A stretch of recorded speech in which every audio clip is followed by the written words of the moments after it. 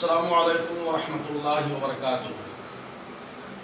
الحمدللہ رب العالمین والصلاة والسلام علی اشرف الانبیاء والمرسلین وعلی آلہ وصحابہ اجمعین، اما بعد فاعوذ باللہ السمیع العلیم من الشیطان الرجیم، بسم اللہ الرحمن الرحیم۔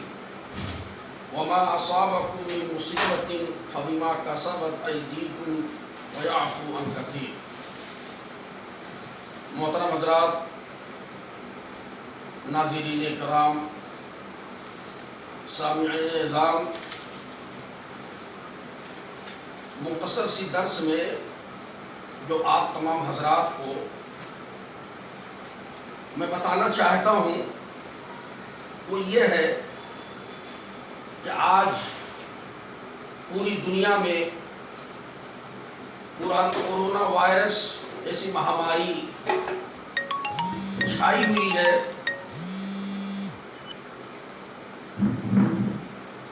اور یہ کورونا وائرس یہ اللہ رب العالمین کی جانب سے ہم سب کے لیے ایک نشانی ہے، ایک ڈرانے دھمکانے کا، ہماری اصلاح کا ایک ذریعہ ہے، کیونکہ کورونا وائرس پوری دنیا کو، پوری دنیا کی انسانیت کو ہائی جیک کی ہوئی ہے۔ سارے انسانوں کو اپنے اپنے گھروں میں زندہ درگور کر دیا ہے۔ حقیقت یہ ہے کہ بڑے بڑے سلاطین، متکبرین کورونا وائرس کے سامنے سر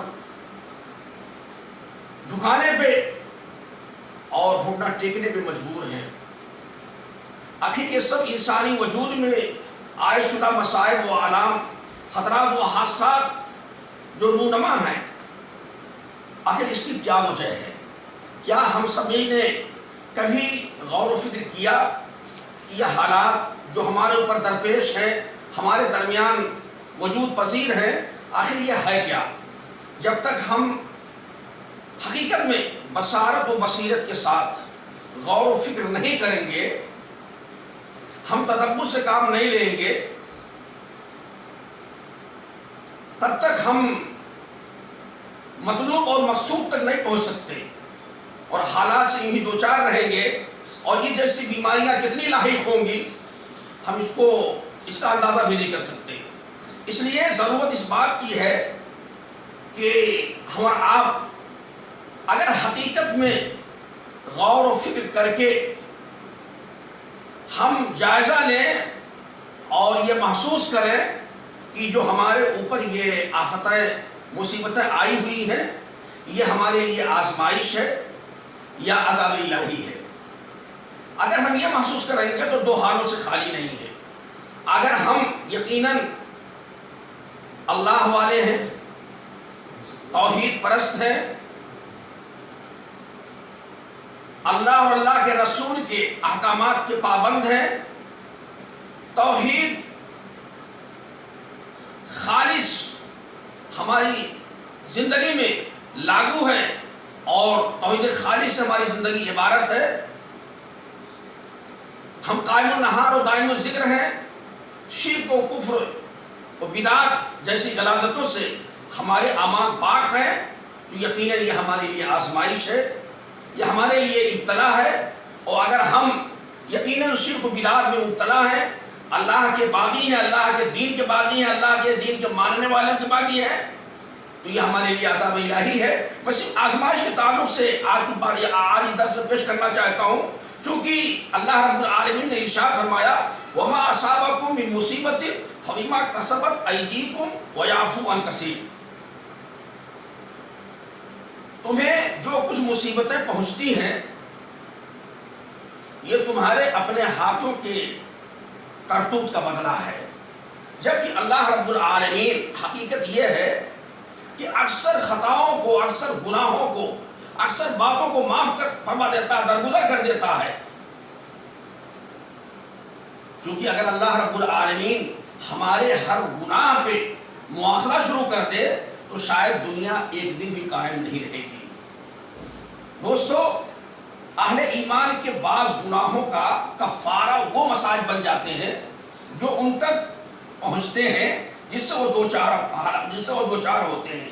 کیونکہ مومن کو جب تکلیف پہنچتی ہے حتیٰ کہ اس کے پیر میں ایک کانٹا ہی کیوں نہ چبھتا ہو تو وہ بھی گناہوں کا ایک کفارہ ہے، ایک ذریعہ ہے. حضرت عبداللہ بن عباس رضی اللہ تعالیٰ عنہ بیان کرتے ہیں کہ اگر کسی پر ادنا سی بھی مصیبت واقع ہوتی ہے تو چاہیے کہ وہ اپنے نفس کا محاسبہ کرے. اپنے نفس کا جب محاسبہ کرے گا تو اس حد تک پہنچے گا کہ ہمارے کارنامے کیا ہیں، ہمارے اعمال کیا ہیں، اللہ کو خوش کرنے والے اعمال ہیں، اللہ سے قربت کرنے والے اعمال ہیں، یا اللہ کو ناراض کرنے والے اعمال ہیں. جناب محمد رسول اللہ صلی اللہ علیہ وسلم نے حضرت عائشہ صدیقہ رضی اللہ تعالیٰ عنہ سے مخاطب ہوئے کہا انہوں نے کہ اے عائشہ، اگر پیر میں کہیں ٹھوکر لگ جائے تو تم انا للہ و انا الیہ راجعون پڑھنا، اور اگر تمہارا دوپٹہ کسی لکڑی یا تار میں پھنس کر کے تمہارے دوپٹے کے دو چار دھاگے نکل جائیں تو تم اپنے نفس کا محاسبہ کرنا، اس لیے کہ کہیں نہ کہیں تم سے کوئی غلطی سرزد ضرور ہوئی ہے.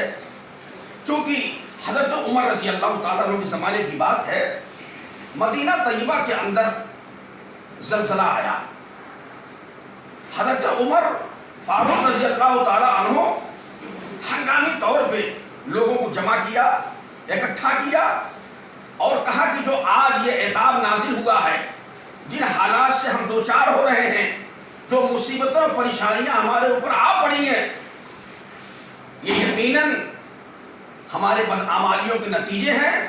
ہم نے کوئی کام ایسا ضرور کیا ہے جو اللہ کو ناراض کرنے والے امور ہیں. اس لیے میں آپ تمام حضرات کو آگاہ کرتا ہوں کہ جو بھی یہ اعمال ہمارے ایسے ہیں جو اللہ کو ناراض کرنے کے سبب بنے، تو ایسے اعمال سے ہم توبہ کریں، استغفار کریں، رجوع الی اللہ کو قائم کریں.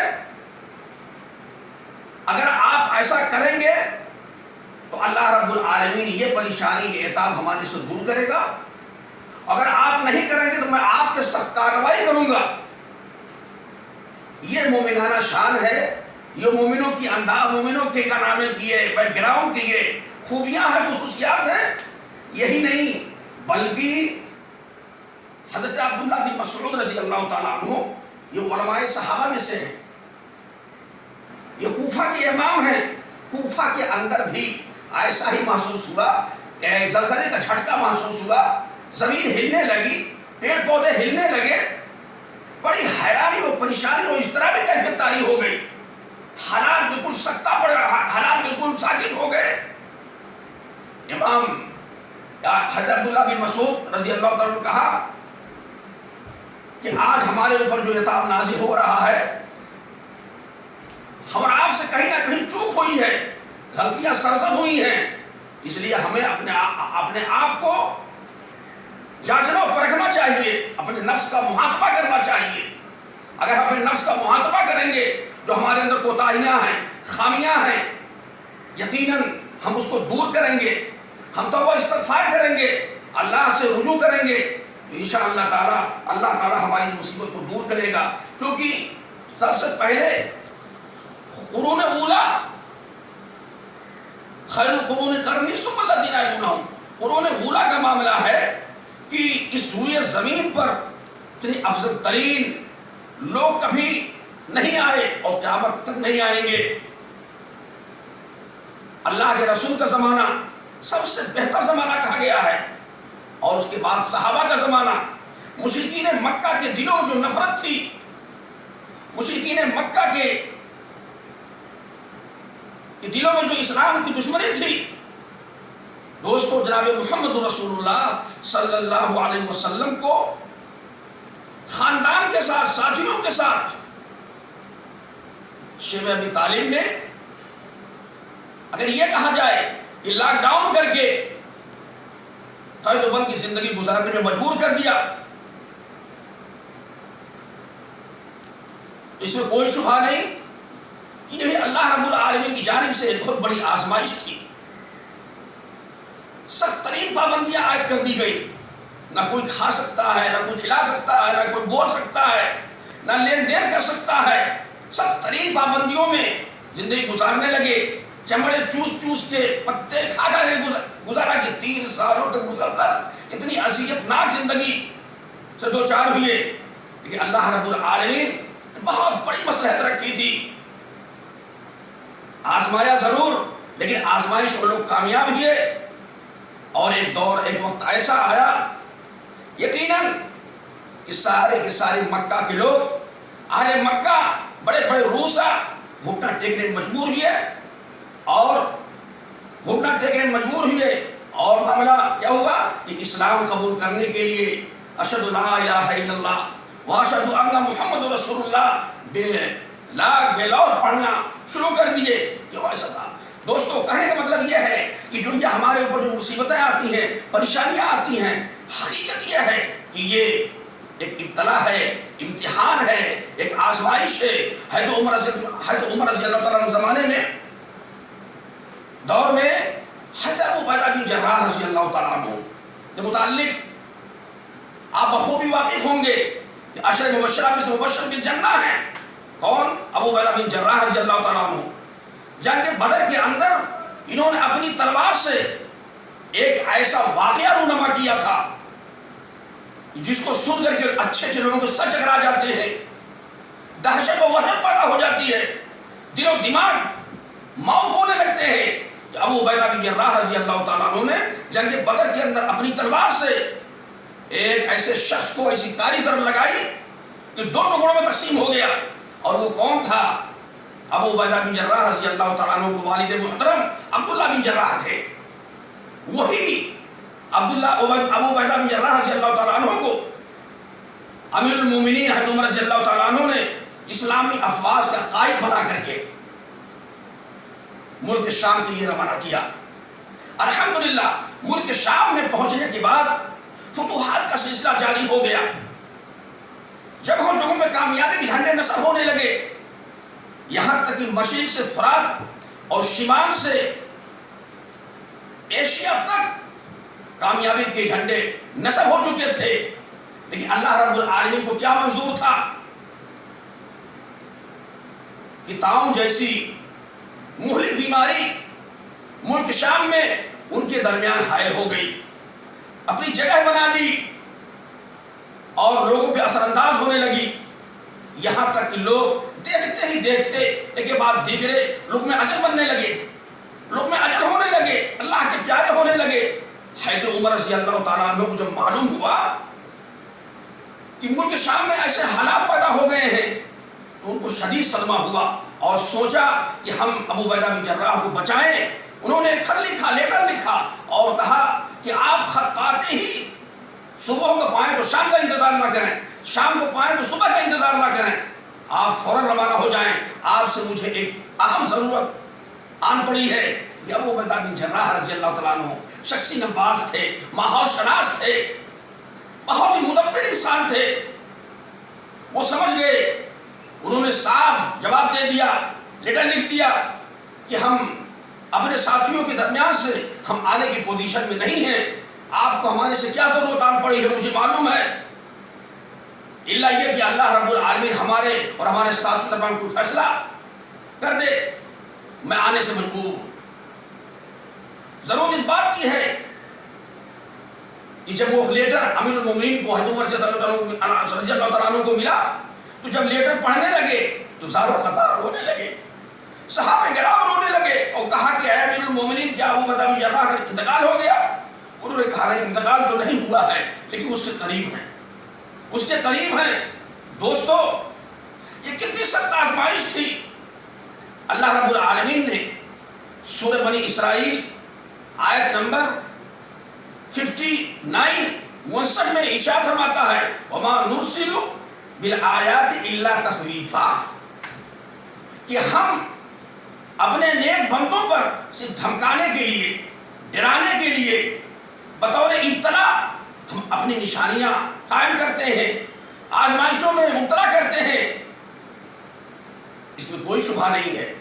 تو جو لوگ یقیناً مومنین ہیں، موحدین ہیں، اللہ اور اللہ کے رسول کے احکامات کی پابندی کرنے والے ہیں، ایسے لوگوں کے لیے یقیناً آزمائش ہے، اور جو لوگ اس کے پرے ہیں ان کے لیے عذاب الہی ہے۔ عذاب الہی کے تعلق سے ہم دوسرے درس میں انشاءاللہ ہم گفتگو کریں گے، لیکن آج مجھے کہنا یہ ہے کہ آج ہماری پوری معیشت تباہ ہو رہی ہے، آج ہماری پوری دنیا خاکستر ہو رہی ہے۔ کسی بھی اسٹیٹس سے، کسی بھی بیک گراؤنڈ، کسی بھی پیمانے کا وہ ہو، چھوٹے سے لے کر بڑے تک سارے کے سارے لوگ ایک بہت بڑی مرض میں، بہت بڑی تباہی میں، بہت بڑی ٹینشن میں، بہت بڑی خرابی میں مبتلا ہے۔ دوستو کہنا یہ ہے کہ اور آپ کو اللہ رب العالمین نے ذہن و دماغ دیا ہے، وسعت قلبی دی ہے، وسعت فہمی دی ہے، بصارت و بصیرت دیا ہے۔ سوچ و فکر کر کے، غور و فکر کر کے، ہم اپنے گروار میں جھانک کر کے ہم اپنی اصلاح کریں۔ ابھی موقع رجوع اللہ کی طرف ہم مائل ہوں، ورنہ یقیناً دوستو ہمارے حالات مستقبل میں اچھے نہیں ہوں گے۔ اگر ہم توبہ کر لیں گے تو انشاءاللہ اللہ ہمیں معاف کر دے گا۔ اتنے غم ہیں، اتنے غم ہیں، اتنے حالات ہیں کہ نہ قابل ذکر قابل بیان ہے۔ غم عالم، غم عقبہ، غم فرقت، غم عالم، غم عقبہ، غم فرقت۔ شروع کہاں سے کروں گا اپنی داستان؟ پہلے اللہ رب العالمین سے دعا کروں کہ اللہ تعالیٰ ہم تمام لوگوں کو زیادہ سے زیادہ، جلد سے جلد اللہ رب العالمین جان رجوع کر کے توبہ استغفار کی توفیق عطا فرمائے۔ اللہ تعالیٰ ہمارے تمام اعمال کے اندر اصلاح فرمائے، ہمارے اعمال میں جو خرابیاں ہوں، جو کجیاں ہوں، جو نفرتیں ہوں، جو برائیاں ہوں، جو بدعمالیاں ہوں، اللہ تعالیٰ اس کو دور کر کے ہمارے نام اعمال کو صاف و شفاف کر دے۔ ہمارے اندر جو خرافات اللہ دور کر دے اس کو اللہ رب العالمین ہماری اس اصلاح کے ساتھ ہماری جو مصیبتیں حائل ہیں، جو پریشانیاں دشواریاں لاحق ہیں، اللہ تعالیٰ اس انسانی وجود میں جو بدترین تاریخ یہ سے ہم گزر رہے ہیں، اللہ اس سے جلد ہم سب کو چھٹکارا دے دے۔ اللہ رب العالمین ہم اور آپ کو جب تک دنیا میں اسلام قائم رکھے، عزت و وقار کے ساتھ اور اسلامی زندگی جینے کی اور رہنے کی توفیق عطا فرمائے، اور اللہ تعالیٰ ہمارا خاتمہ ہو ایمان بالخیر ہو۔ وآخر دعوانا الحمدللہ رب العالمین، والسلام علیکم ورحمۃ اللہ۔